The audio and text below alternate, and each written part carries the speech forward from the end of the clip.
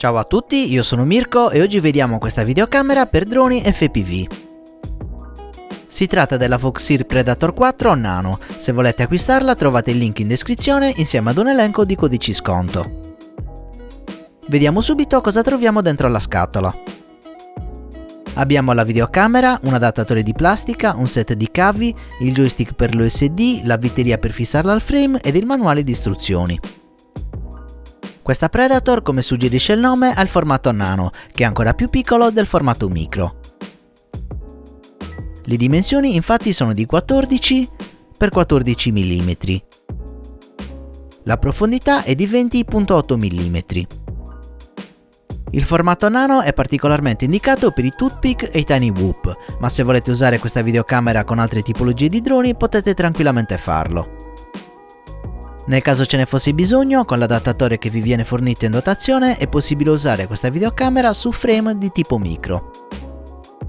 Infatti con l'adattatore le dimensioni sono di 19 x 19 mm.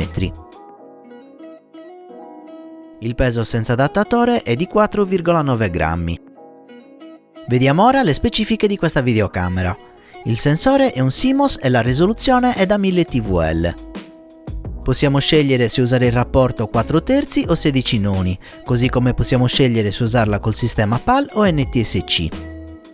La lente è da 1.8, mentre la latenza è di appena 4 millisecondi. Infine abbiamo la funzione Super VDR che ci dà un'alta qualità dell'immagine. Diamo ora uno sguardo alla parte posteriore della videocamera. Nel VCC colleghiamo l'alimentazione, la tensione in ingresso può essere compresa tra 4,3 e 25 V, quindi possiamo alimentarla con batterie da 2 a 5 celle.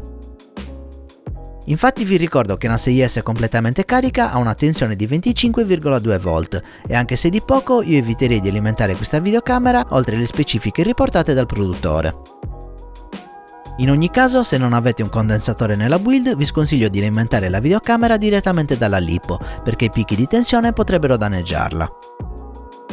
GND e VID sono rispettivamente la terra e il segnale video.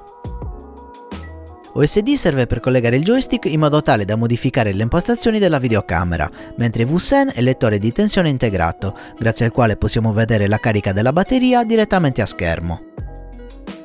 Questo risulta particolarmente utile se abbiamo un flight controller senza USD, come KISS o SP Racing F3.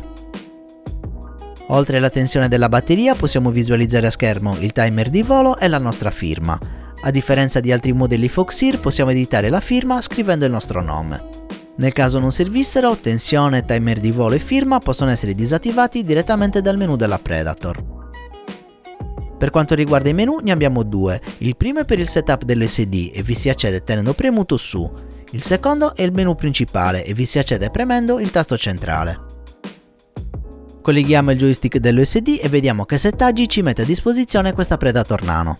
Per vedere meglio le scritte a schermo metto il tappino in modo da avere lo sfondo nero.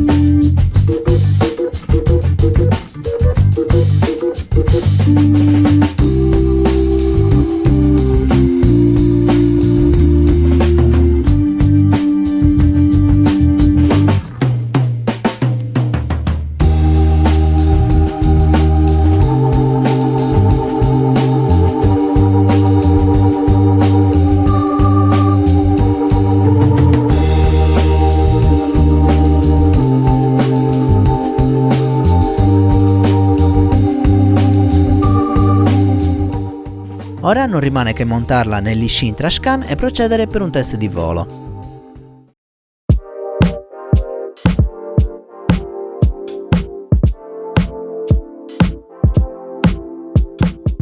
In conclusione posso dire di essere rimasto molto soddisfatto da questa videocamera FPV. La serie Predator si conferma come una delle migliori presenti sul mercato e la Predator Nano continua questo trend. Al momento non c'è molta scelta di videocamere con il formato nano e i vari produttori hanno in catalogo pochi modelli di questo tipo. Tra le poche videocamere con questo formato, la Predator Nano è in assoluto quella che costa di più. Ad esempio, sempre per rimanere in casa Foxeer, la Razer Nano costa all'incirca la metà. In linea di massima le altre videocamere con questo formato che ho avuto modo di provare, come la Caddx Turbo EOS 2 o la Runcam Nano 2, pur non avendo l'alta qualità di questa Predator, offrono una buona esperienza di volo senza particolari problemi, costando anche queste all'incirca la metà della Predator.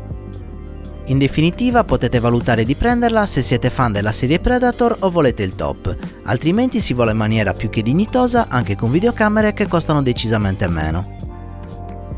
Questa era la mia recensione della Foxeer Predator Nano. Se vi è piaciuto il video lasciatemi un mi piace, iscrivetevi al canale e attivate la campanella per non perdere i prossimi video. Se volete supportarmi vi ricordo di acquistare questo o altri prodotti attraverso i miei link, trovate l'elenco in descrizione. Potete supportarmi anche su Patreon cliccando il link a fine video.